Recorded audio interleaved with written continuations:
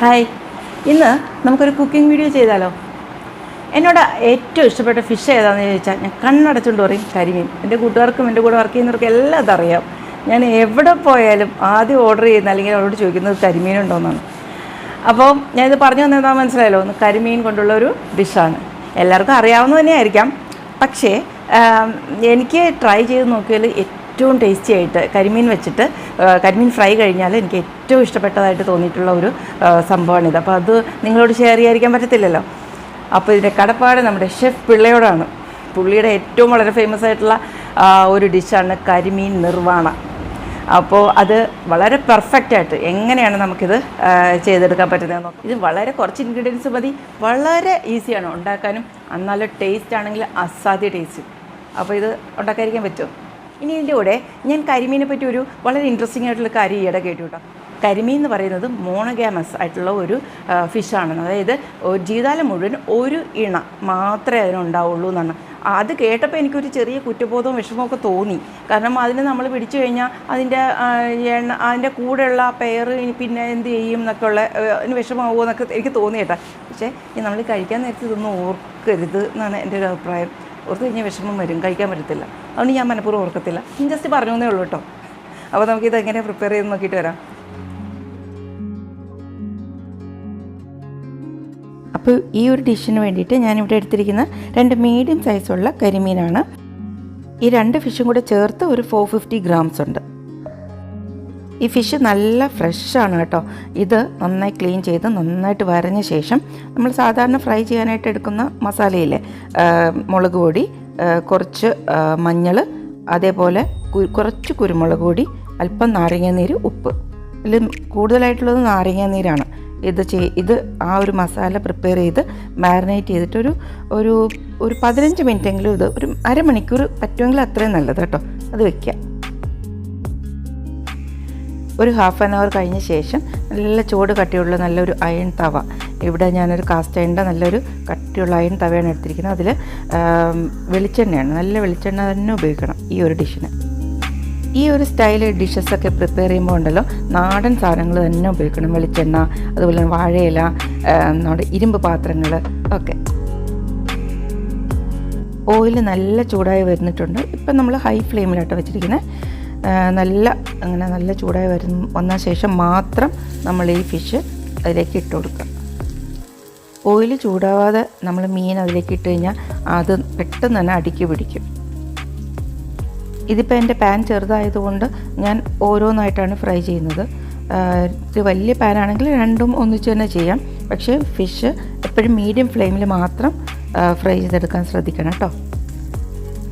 അത് മാത്രമല്ല, ഫിഷ് ഒത്തിരി അങ്ങ് മുരിഞ്ഞു പോകാനും പാടില്ല. സാധാരണ ഫിഷ് ഫ്രൈക്കാണെങ്കിൽ നല്ല ഇങ്ങനെ മുരിഞ്ഞിരിക്കുന്ന രസമാണ്. പക്ഷേ ഇത് കഴിഞ്ഞിട്ട് ഇതിപ്പം വേറൊരു ഡിഷാണല്ലോ, നിർവ്വാണയാണല്ലോ നമ്മുടെ. അപ്പോൾ ഈ ഒരു ഫ്രൈ ചെയ്ത ശേഷം നമ്മളിത് കോക്കനട്ട് മിൽക്കിലിട്ട് ഇത് കുക്ക് ചെയ്യുന്നുണ്ട്. അതുകൊണ്ട് തന്നെ ഒത്തിരി അങ്ങ് മുരിഞ്ഞു പോകേണ്ട ആവശ്യമില്ല. ഒരു സൈഡ് റെഡിയാകുമ്പോൾ തിരിച്ചിട്ടിട്ട് മറ്റേ സൈഡും റെഡിയാക്കി എടുക്കാം. ഫിഷിന് അധികം കുക്കിംഗ് ടൈം ഇല്ല കേട്ടോ. പെട്ടെന്ന് തന്നെ അത് റെഡിയായി കിട്ടും നമുക്ക്. ഇതേപോലെ തന്നെ നമുക്ക് രണ്ടാമത്തെ ഫിഷും ഫ്രൈ ചെയ്തെടുക്കാം. ഒരല്പം കൂടെ കോക്കനട്ട് ഓയിൽ ഞാൻ ഒഴിച്ചു കൊടുക്കുന്നുണ്ട്.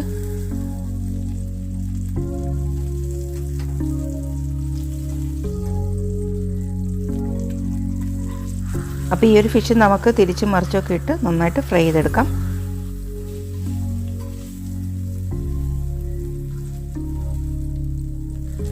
അപ്പോൾ ഇതും റെഡി ആയിട്ടുണ്ട്. നമുക്കിതെടുത്ത് മാറ്റി വയ്ക്കാം.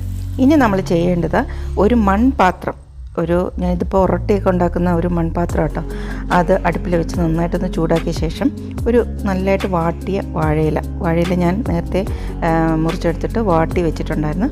ആ വാട്ടിയ വാഴയില ഇതിലേക്ക് ഇങ്ങനെ വെച്ച് കൊടുക്കുക. ഇപ്പോഴൊക്കെ ഏറ്റവും ലോ ഫ്ലെയിമിലാണ് കേട്ടോ നമ്മൾ വെച്ചിരിക്കുന്നത്. പിന്നെ ഞാൻ പറഞ്ഞല്ലോ, ഇതിൽ വളരെ കുറച്ച് ഇൻഗ്രീഡിയൻസേ ഉള്ളൂ എന്ന്. അതിൽ നമുക്ക് വേണ്ടതെന്ന് പറഞ്ഞാൽ ഒരു വലിയ കഷ്ണം ഇഞ്ചി, ഇത്രയുള്ള ഒരു ഇഞ്ചി.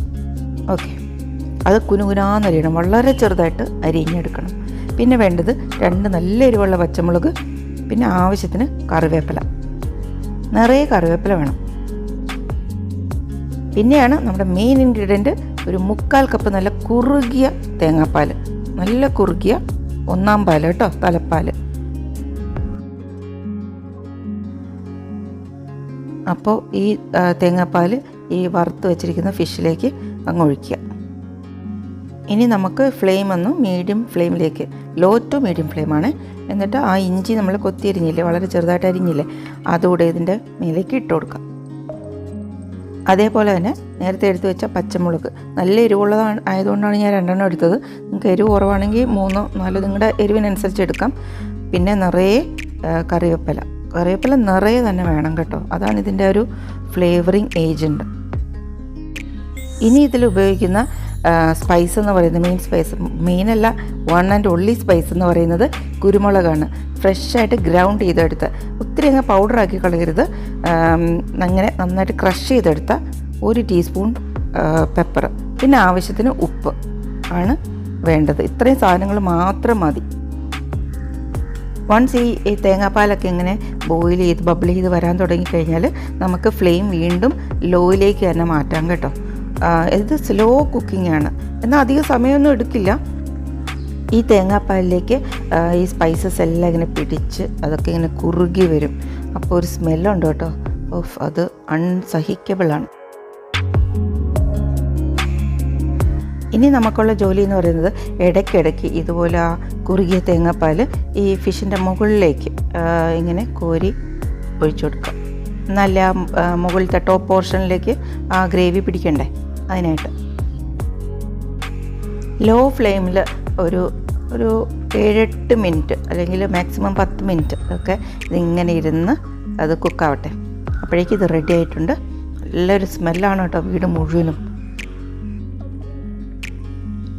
ഇനി ഇത് നമുക്ക് അടുപ്പിൽ നിന്ന് മാറ്റി വയ്ക്കാം. ഇത് ഒന്ന് തണുത്ത് കഴിയുമ്പോഴേക്കും ഇതിൻ്റെ ആ ഒരു ഗ്രേവി ഒന്നുകൂടെ കുറുകി വരും. ഇത് കാണാൻ തന്നെ ഭയങ്കര ഭംഗിയാണ്. സ്മെൽസ് അമേസിങ്, ഭയങ്കര ടെംപ്റ്റിങ് സ്മെല്ല് തന്നെയാണ്. നമുക്ക് ഗസ്റ്റൊക്കെ വരുമ്പോഴത്തേക്ക് ഇത് പ്രിപ്പയർ ചെയ്ത് ഭയങ്കരമായിട്ട് ആര് വേണമെങ്കിലും നമുക്ക് ഇമ്പ്രസ് ചെയ്യട്ടെ. ഇത് കാഴ്ചയിൽ മാത്രമല്ല, ഇത് കഴിക്കാനും അസാധ്യ ടേസ്റ്റാണ്. ഞാൻ ആദ്യം തൊട്ടേ പറയുമല്ലേ, ഞാൻ വെറുതെ പറയുന്നതല്ല, നിങ്ങൾ മസ്റ്റ് ട്രൈ ആണ്. ഇതെല്ലാവരും ട്രൈ ചെയ്തിട്ട് എനിക്ക് ഫീഡ്ബാക്ക്സ് അറിയിക്കണം. അപ്പോൾ ഇതുപോലെ മറ്റൊരു ഇൻട്രസ്റ്റിംഗ് വീഡിയോ ആയിട്ട് നമുക്ക് വീണ്ടും കാണാം. അതുവരയ്ക്കും ബൈ ബൈ.